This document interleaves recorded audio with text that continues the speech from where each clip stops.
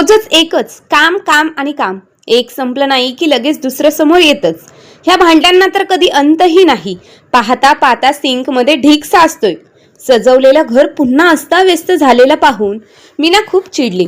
अर्णवाळा, हे काय आहे घरात? सगळीकडे तुझाच पसारा असतो. निदान तुझी पुस्तके तरी जाग्यावर ठेवत जा. प्रत्येक खोलीत तुझी खेळणी पुस्तकं पडलेली असतात. तुला माहित आहे ना, सकाळपासून मी तिसऱ्यांदा हा पसारा आवरते. प्लीज घेतलेली वस्तू परत जागेवर ठेवायला शिक. बोलता बोलता तिचा आवाज थरथरला आणि ती न कळत स्वतःच्या विचारात हरवली.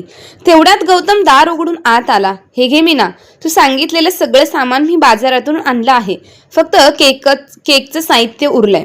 संध्याकाळी अर्णवला पुस्तक आणायला नेईल तेव्हा येताना घेऊन येतो, कारण ते दुकान त्याच रस्त्यावर आहे. अहो गौतम, मी आत्ताच डायनिंग टेबल स्वच्छ केला आणि तुम्ही चिखल लागलेली पिशवी इथे ठेवली. आता पुन्हा मला पुसावं लागणार. दीर्घ श्वास टाकत मीना म्हणाली, एकतर घरातल्या कामाला हात लावत नाही आणि जे थोडं फार करता तेही उद्यापासून बंद होईल. उद्या तर पाण्याचा ग्लासही स्वतः घेणार नाही. मग आज तरी थोडी मदत करा. असं म्हणताना तिचा आवाज अनावर झाला. घरातलं काम उरकून मीना संध्याकाळच्या जेवणाला लागली. आज तिने सगळं जेवण खास सासूबाई सुनीताताईंच्या आवडीचं केलं होतं. बटाट्याची भाजी, मसाले भात आणि गाजराचा हलवा, बेसनाचे लाडू. त्यात आज पहिल्यांदाच एक नवा पदार्थ ठेवला होता. स्वतःच्या हाताने बनवलेला पायनॅपल फ्लेवरचा फ्रूट केक. कारण मीनाने ठाऊक होतं की सासूबाईंना केक फार प्रिय आहे. सुनीताताई मूळच्या नागपूरच्या. त्यांचं ठाम म्हणणं असायचं, मुंबईचं हवामान, वातावरण आणि राहणीमान त्यांना अजिबात रुचत नाही. तरीही मुलाच्या ओढीने वर्षातून 2-3दा तरी त्या मुंबईला येत असत. गौतमच्या धावपळीच्या नोकरीत सुट्टी मिळणं अवघड. त्यात अर्णवची शाळा, कराटेची क्लासेस, मीनाची ट्युशन्स, इतक्या जबाबदाऱ्यांमुळे मीनालाही नागपूरला जाणं शक्य होत नव्हतं. शेवटी एखाद्या सणाला किंवा कार्यक्रमाला कसाबसा वेळ काढूनच भेट होत असे. आजी आली. अर्णवच्या आवाजाने मीना दचकली. तिने घाईघाईने साडी ठीक केली, केस आवरले, कपाळावरील टेकलेले हात लावून पदर व्यवस्थित केला आणि एक दीर्घ श्वास घेऊन बाहेर आली. स्टेशनवरून गौतम सोबत सुनीताताई नुकत्याच घरी आल्या होत्या. मीनाने लगेचच त्यांचा ट्रॅव्हलिंग बॅग घेतला, पायांवर हात ठेवून आशीर्वाद घेतला. सुनीताताईंनी तिला सुखी राहा असं म्हणत आशीर्वाद दिला आणि अर्णवला प्रेमाने मिठीत घेतलं. आई, प्रवासात काही त्रास झाला नाही ना? असं म्हणत मीनाने त्यांच्यासमोर पाण्याचा ग्लास आणि गाजराचा हलवा ठेवला. तेवढ्यात सुनीताताईने फोन काढून पुण्यात राहणाऱ्या मोठ्या बहिणीला कळवलं. हॅलो ताई, कशी आहेस? मी आत्ताच मुंबईला आले. त्या बाजूने उत्तर आलं, मी ठीक आहे, तू सांग. मी पण बरी आहे. उद्या निवांत बोलते हो. आता हातपाय धुवून जेवते. बरं, ठेवते. ताई फोन ठेवून सुनीताताई काही वेळ जुन्या आठवणीत रमून गेल्या. त्यांचा नवरा तरुणपणापासूनच कधीच काही विशेष कामधंदा करत नव्हता. सुनीताताई आणि मुलगा गौतम यांच्या उदरनिर्वाहाची जबाबदारी आयुष्यभर सुनीताताईंच्या वडिलांनीच पेलली होती. पण गेल्या वर्षी त्यांचंही निधन झाल्यानंतर हे पाठबळही संपले. तेव्हापासून गौतमच दर महिन्याला आईच्या खात्यात खर्चासाठी पैसे टाकू लागला. खरं तर गौतमपेक्षा जास्त खर्च मीना स्वतः सासू सासऱ्यांवर करत असे. तिच्या ट्युशन मधून मिळणारे उत्पन्न आणि माहेरची भक्कम पार्श्वभूमी यामुळे तिचं पर्सनल अकाउंट कधीच रिकामं पडत नसे. सासूबाईंच्या आर्थिक अडचणी मीना मनापासून समजून घेत असे आणि आपल्या कुवतीपेक्षा अधिकच मदत करण्याचा प्रयत्न ती नेहमीच करत असे. मीना ही एका सुशिक्षित आणि समजूतदार सुसंस्कृत कुटुंबातून आलेली स्थिर चित्त आणि हुशार स्त्री होती. आज सुनीताताईंना मुलगा आणि सुनेच्या घरी मुंबईला येऊन पूर्ण 1 आठवडा झाला होता आणि ह्या गेलेल्या आठवड्यात त्यांनी किमान 4-5 वेळा तरी मीनाला तिच्या वजनाबाबत टोमणे मारल्याशिवाय राहिल्या नव्हत्या. सुनीताताईंना वाटत होतं की मीना खूपच आरामदायक आयुष्य जगत आहे. त्यांच्या मते गौतम बिचारा सकाळी ऑफिसला निघून जातो आणि मीना मात्र घराची मालकीन असल्यासारखी दिवसभर घरभर बसून राहते. फक्त खाते, पण काम मात्र काडीचं करत नाही. यावेळी सुनीताताईंना त्यांची अजिबात न आवडणारी गोष्ट पाहायला मिळाली, ती म्हणजे कामवाली बाई. भांडी, झाडू, फरशी, कपडे धुण्यापर्यंतची सगळी कामं ती करत होती. कामवाली बाई ठेवणे सुनीताताईंना नेहमीच खटकायचं. त्यांना वाटायचं मीनाचं वजन वाढण्याचं कारण हेच आळशीपणा आहे. पण खरी गोष्ट काही वेगळीच होती. मीना मात्र सुनीताताईंचे प्रत्येक टोमणे शांतपणे ऐकून घेत होती. लग्नाला एवढी वर्ष झाली होती तरीही तिने कधीच आपल्या सासूबाईंना एकही शब्दाचं उलट उत्तर दिलं नव्हतं. मग आता एवढ्या वर्षानंतर तिने उलट बोलून आतापर्यंत केलेल्या चांगल्या वागण्यावर पाणी का फिरवावं बरं? सुनीताताई सतत टोमणे मारत, प्रत्येक चांगल्या कामातही काहीतरी दोष काढत. ती त्यांची जुनी सवय होती. आणि यात जितकी चूक सुनीताताईंची होती त्याहून मोठी चूक कदाचित मीनाची होती. कारण म्हणतात ना, चुकी करण्यापेक्षा ती सहन करणारा अधिक दोषी असतो. पण एकदा मीनाने ठरवलं, बरोबर म्हणजे बरोबर आणि चूक म्हणजे चुकीचं असं ठामपणे सांगायचं. तिने आपलं मत स्पष्टपणे मांडायला सुरुवात केली. आणि त्यानंतर घरात जणू भूकंप आला. त्या अनुभवामुळे मीना पुन्हा कधीच धाडस करून सुनीताताईंसमोर चुकीला चूक म्हणू शकली नाही. आज कोण उठणार आहे की नाही, सूर्य कुठे पोहोचला आहे माहीत नाही. माझा मुलगा बिचारा काहीही न खाता पिता ऑफिसला निघून गेला. एवढंच नव्हे, माझा नातू स्वतः ब्रेड जाम घेऊन शाळेत गेला. सुनीताताईंचा आवाज दंडाला पोचला. त्यावेळी त्यांनी भांड्यांचा मोठा आवाज केला. तो ऐकताच मीना झोपेतून दचकून उठली आणि घाईघाईने बाहेर आली. सॉरी आई असं म्हणून ती वॉशरूममध्ये शिरली. खरं म्हणजे मीनाला मायग्रेनचा तीव्र त्रास होता. तिच्या दिनचर्येत थोडाही बदल झाला की तिला खूप त्रास होईल. विशेषतः झोपेच्या वेळेला बदल तर तिच्यासाठी फारच घातक ठरलायला. मग असं की सुनीताताईंना सलग 5 दिवस पहाटे 4 ते 5 या वेळेत तासभर भजन करायचं होतं. त्यासाठी त्यांनी मीनाला सकाळी लवकर उठून आंघोळ करून बसण्याची सक्त ताकीद दिली होती. मीनाने आपली तब्येतीची समस्या त्यांना सांगितलीही. पण त्यावर सुनीताताई म्हणाल्या, अगं हे मायग्रेन काय असतं बरं, आणि मग तरुण वयात कसलाही त्रास काही होत नाही. त्यांच्या ह्या बोलण्यावर मीना गप्प बसली आणि गौतमही काही बोलू शकला नाही. त्याचाच फटका असा बसला की 3-4 दिवसापासून मीनाला प्रचंड डोकेदुखीचा त्रास सहन होत नव्हता. अखेर त्रास सहन न झाल्यामुळे तिने सासूबाईंना उलटसुलट बोलून टाकलं. आज सकाळी गौतम आणि अर्णव यांनी मुद्दामच मीनाला उठवलं नव्हतं, हीच आशा ठेवून की तिला थोडा तरी आराम मिळेल. गौतमने आईला सांगितलं होतं की मीनाची तब्येत बरी नाही, तिला झोपू दे. पण सुनीताताईंनी त्याच्याकडे पूर्ण दुर्लक्ष केलं. त्या दिवसभर रुसून बसल्या आणि संध्याकाळी गौतम ऑफिसवरून आल्यानंतर नेहमीसारखं जुनं रडगाणं सुरू झालं. ते आपल्या तरुणपणी किती कष्ट करत होत्या. सासूबाईंपासून आज सासूपर्यंत सगळ्यांची सेवा केली होती. आणि मग त्यांना त्यांचं ठरवलेला डायलॉग, गौतमच्या आजीला तेलाची मालिश करून किती लिटर तेल संपवलं हे ऐकल्यानंतर खरं तर थोडं हसू येत होतं. किती लिटर बरं? पण त्या क्षणी ना मीनाच्या चेहऱ्यावर हसू होतं ना गौतमच्या. हो, त्यांचा नातू अर्णव मात्र खोडकरपणे आईला विचारत हसला, आई खरंच किती लिटर ग? मीनाने त्याच्याकडे डोळे वटारून पाहिलं. पण सुनीताताईंची बडबड तिथेच थांबली नाही. आणि मग अचानक गौतमच्या तोंडून बहुतेकदा नकळत निघून गेला, आई मीना तुमच्यासाठी किती काही करते, तनाने मनाने धनाने, ते सुद्धा. पण तुम्ही फक्त तो एवढंच बोलला होता की सुनीताताईंच्या डोळ्यांतील ज्वाला क्षणात लावारस बनली. त्या अश्वांच्या धारा वाहू लागल्या. मोठमोठ्याने रडू लागल्यामुळे गौतम, मीना आणि अर्णव घाबरून धावत त्यांच्या जवळ आले. त्यांना समजावू लागले. पण तरी सुद्धा सुनीताताई मीनाला झापडल्या. त्यावर गौतम संतापून बाजूला झाला. तेवढ्यात मीनाने अर्णवला पाणी आणायला सांगितलं. तो धावतच किचनमधून पाण्याचा भरलेला पेला घेऊन आला. आपल्या आजीला अगदी प्रेमाने तो पेला दिला. सुनीताताईंनी अर्णवला छातीशी कवटाळलं आणि पुन्हा मोठ्याने रडू लागल्या.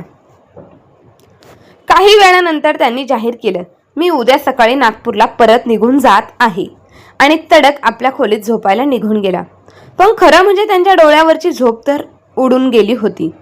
त्यांना वाटलं मन मोकळं करून घ्यावं, कुणाशी तरी बोलून आपल्या दुःखाचा वाटा सांगावा.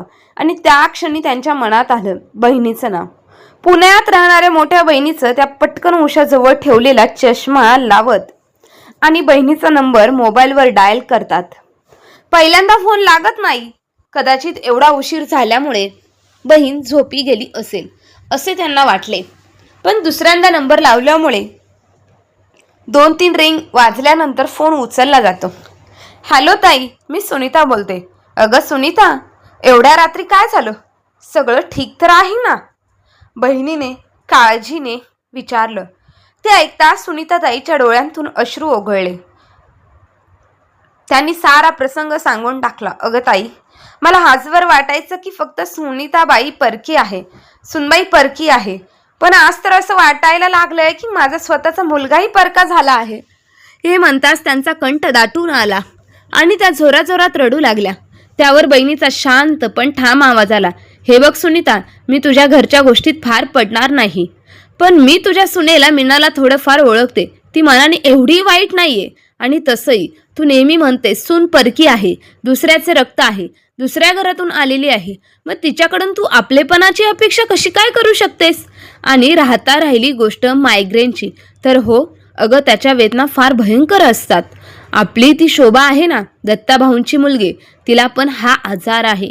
बिचारी खूप त्रासते, वैतागून गेली आहे. माझ्या शेजारी राहणाऱ्या पवनची बायको तर आठवड्यातून 2-4 दिवस डोकं धरून पडलेली असते. घरातलं सगळं काम तिच्या म्हाताऱ्या सासूबाईंच्या माथी पडतं.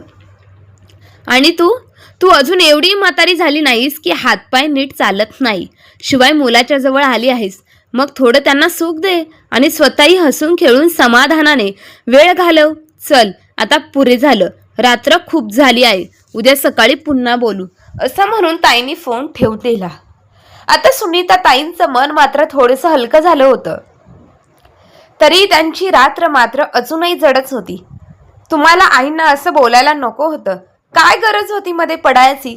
त्या तर मला बोलत होत्या ना, मी शांतपणे ऐकत होते.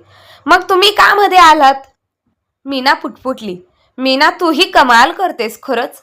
आजवर कधी मी बोललो आहे तेव्हा तू म्हणायचीस की तुम्ही कधीच काही बोलत नाही, आणि आज मी थोडंसं बोललं तर तूच म्हणतेस का बोललात? तुझी पण हद्द झाली बरं, गौतमने चिडून मोठ्या आवाजात प्रत्युत्तर दिलं. गौतम, तुम्हाला या गोष्टी कधीच समजणार नाहीत. मीना दीर्घ श्वास घेत म्हणाली. हो, मला काय समजणार? या घरात जर समजूतदारपणा असेल तर तो 2च लोकांमध्ये आहे, एक तुम्ही आणि दुसऱ्या म्हणजे तुमच्या सासूबाई. एवढं बोलून गौतम चिडून दुसरीकडे वळाला आणि शांतपणे झोपला. दुसऱ्या दिवशी सकाळी मात्र गौतम आणि मीना सुनीता ताईंच्या पायावर डोकं ठेवून त्यांची माफी मागायला गेले. पण सुनीता ताई शांत बसल्या. गौतम त्यांच्या जवळ बसला. त्या हळूच म्हणाल्या, मी नागपूरला जाणार नाही. यानंतरचे घरातले 2-4 दिवस अगदी शांततेत गेले. ना सुनीता ताईंनी काही बोललं, ना मीनाने त्यांना काही बोलण्याची संधीच दिली नाही. त्या दरम्यान गौतम आणि मीनाने एका सुंदर ठिकाणी पिकनिकला जाण्याचा बेत आखला. तिथे सुनीता ताईंनी आपल्या नातवासोबत भरपूर हसत खेळत वेळ घालवला. नेहमीप्रमाणे त्या दिवशी त्यांनी जेवण आटपून दुपारी आपल्या खोलीत झोपायला जायचं ठरवलं. रोजच्या प्रमाणे 2 तासांची डुलकी लागेल असं वाटलं होतं, पण आज कसं कोण जाणे त्यांना झोपच आली नाही. शरीरात अस्वस्थपणा घ्यायचा त्रास जाणवत होता. म्हणूनच त्या खोली बाहेर पडून थोडा फेरफटका मारू लागल्या. तेव्हाच त्यांच्या कानावर मंद स्वर आला. बाहेर बाल्कनीत मीना कोणाशी तरी बोलत होती. कोणाशी बोलते बरं? ही उत्सुकतेपोटी सुनीताताई दरवाजाच्या आड उभ्या राहिल्या. नीट कान देऊन तर मीना फोनवर होती. हो, सासूबाई आहेत ना, आत्ताच त्यांच्या खोलीत झोपायला गेल्या आहेत. अगं, त्या दिवशी जे काही झालं ना, मला ते अजिबात बरोबर वाटलं नाही. आणि तसं पाहिलं तर गौतम एवढं काय बोलला होता, तरी सासूबाईंनी एवढा तमाशा का केला?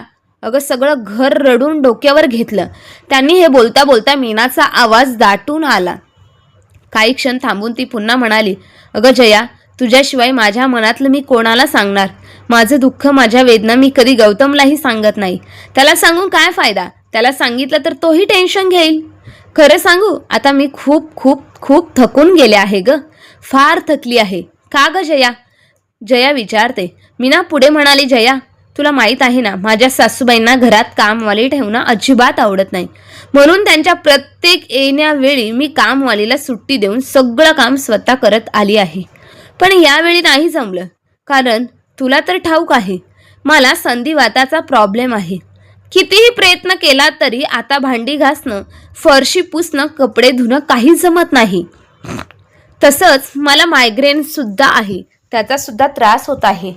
त्यातच ट्युशन सांभाळावे लागतात. गौतम तर ऑफिसच्या कामात इतका गढून गेलेला असतो की घराच्या छोट्या मोठ्या जबाबदाऱ्यांशी त्याचा काहीही संबंध राहत नाही. हे सांगताना मीना स्वतःच्या असहाय्यतेवर रडू लागली. अर्णवचं प्रत्येक काम माझ्या खांद्यावर येऊन विसावतं. शाळेत नेणं, अभ्यासात किंवा प्रोजेक्टमध्ये मदत करणं. तो आजारी पडला तर डॉक्टरांकडे घेऊन धावत जाणं, सारं काही माझ्या जबाबदारीत येतं.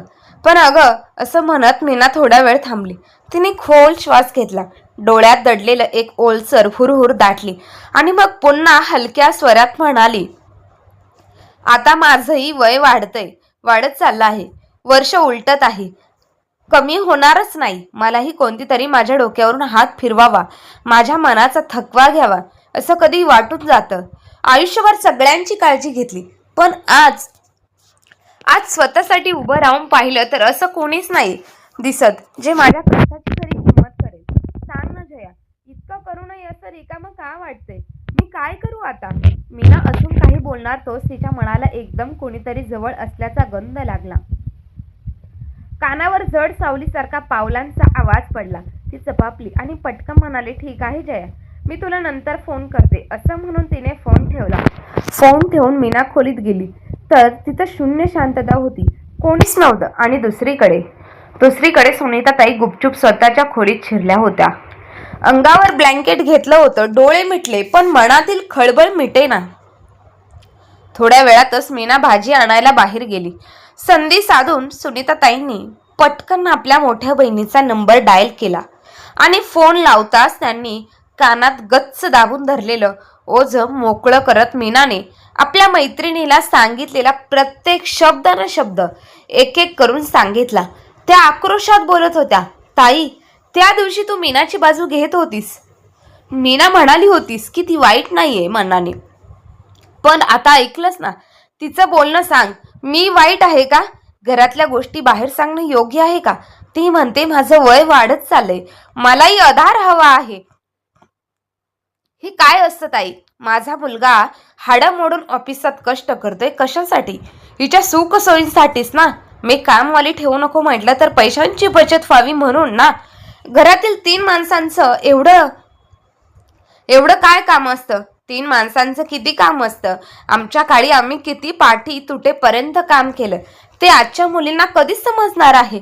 त्यांच्या आवाजात जळजळ, हतबलपणा आणि थोडं आपल्यावर झालेलं अन्यायाचं दुःख मिसळलं होतं. तेव्हा बहिणीचा आवाज शांतपणे आला, सुनीता, पहिल्यांदा तू जरा शांत हो. थंड डोक्याने ऐक. मी तुझ्यापेक्षा मोठी आहे, अनुभवानेही पुढे आहे.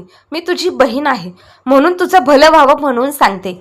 चुकीचा सल्ला देणार नाही. थोडा वेळ उसंत घेत तिने हळुवार स्वरात पुढे सांगितलं, सुनीता, तुला आठवते ना, कित्येक वर्षांपूर्वी तू मला एक प्रश्न विचारला होता, ताई, तू एवढी आनंदी कशी राहतेस?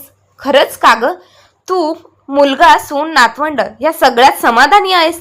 तेव्हा मी हसत हसत अगदी सहजतेने तुला उत्तर दिलं होतं, मी कोणाकडून काहीच अपेक्षा करत नाही. जेव्हा आपण सुरुवातीपासूनच कोणाकडून अपेक्षा ठेवत नाही, तेव्हा त्या अपेक्षा अपूर्ण राहिल्या तरी मनाला वेदना होत नाही.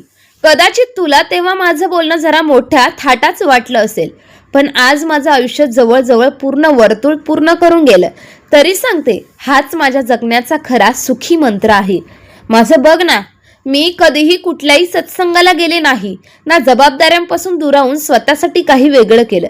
आधी तुझ्या भाऊजींची सेवा करताना वर्ष सरली, मग मुलांच्या भविष्याची पायाभरणी करण्यास संसार ओथंबून टाकला आणि जेव्हा मुलं स्वतःच्या पायांवर उभी राहिली तेव्हा वाटलं आता थोडं स्वतःसाठी श्वास घेऊया.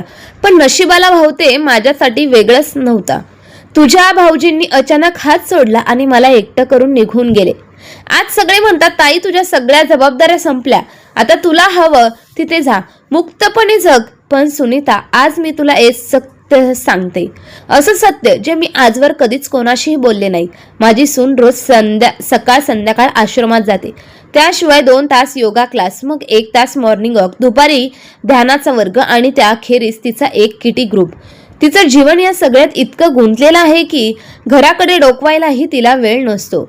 मी जर कधी चुकून एखादं वाक्य बोलले, समजावलं किंवा मत मांडलं तर घरभर वादळ उठतं. आणि माझा मुलगा तो तर ह्या वादाला एवढा घाबरतो की जर बायको दिवसाला रात्र म्हटली तर तोही रात्र म्हणून असं मान डोलवतो. त्याच्या डोळ्यात मला आजकाल बायकोचं प्रेम दिसतं, आईचं नाही. जर मी चुकून 2 दिवस आजारी पडले तर माझ्या मुलांना म्हणजे माझ्या मुलाला आणि नातवंडांना 2 वेळचं जेवणही वेळेवर मिळणार नाही, अशी दयनीय अवस्था आहे. तेव्हा मी स्वतःला स्थिर देते. आपण आयुष्य आपल्या मनासारखं नाही जगलं तरी चालेल, पण आपली मुलं मात्र हसत खेळत भरभरून जगली पाहिजेत. आणि मग मनात एक विचार चमकून जातो, सून म्हणजे परकी नाहीच, तीही घरातली मुलगीच असते. आपल्या लेकरांमध्ये जर एखादी उणीव दिसली तर त्यांना दूर सारतो का? त्यांच्या चुकांवर त्यांना नाकारतो का? मग एका चुकीमुळे संपूर्ण घरात कटुता आणि क्लेशाचं वातावरण का निर्माण करायचं? सुनीता, आजूबाजूला कितीतरी उदाहरणं आहेत जिथं आजकालची मुलं सुना आईवडिलांची किंचितही फिकीरही करत नाहीत. पण तू मान्य करशील की तुझी सून मीना खरंच लाखात एक आहे. ती जे काही करते ते केवळ दिखाव्यासाठी नाही तर ती मनापासून करते. जरा विचार तर कर. प्रत्येक वेळी तुझ्या समाधानासाठी, तुझ्या मानासाठी तू येण्या अगोदर ती कामवाल्या बाईला सुट्टी देते.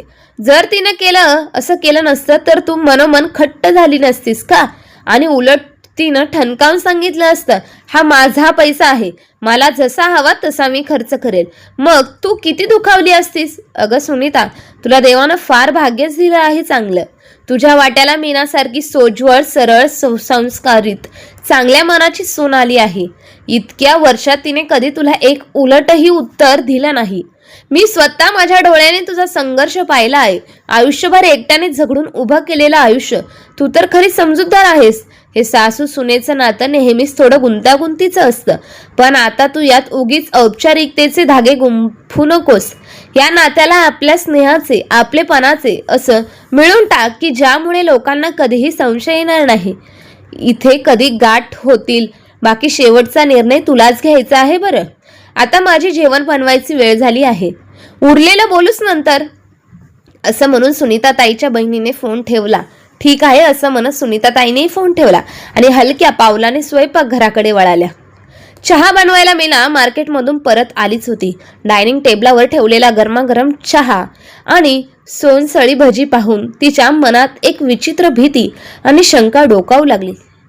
तिच्या मनाला काही कळायच्या आतच सुनीताताईने तिच्या हातातून भाज्यांच्या पिशव्या घेतल्या आणि म्हणाल्या, मीना बाळा, बस जरा, आधी चहा घे, बघ जरा माझ्या हातची भजी कशी झाली आहेत. ते आई, मला बाजारातून यायला उशीर झाला, पण तुम्ही का त्रास करून घेतलाय? मी आल्यानंतर बनवलंच असतं ना. मीना अजून काही बोलणार इतक्या सुनीताताईने तिच्या खांद्यावर हात ठेवला आणि प्रेमाने म्हणाल्या, मीना, तू दिवसभर आमच्यासाठी झटत असतेस, मग आम्ही तुझ्यासाठी थोडं सुद्धा करायला नको का? आता आपलं वयही वाढतंय, तुझंही माझंही. सुनीताताई हलके हसत म्हणाल्या, मीना, आता आपण दोघींनीही एकमेकींचा आधार व्हायला हवं आहे. त्यांचे ते शब्द, आत्मनियतेने भरलेले शब्द, ते शब्द ऐकून मीनाच्या डोळ्यात नकळत पाणी आलं. ती सुनीताताईंच्या गळ्यात पडून अश्रूंनी भारावून गेली.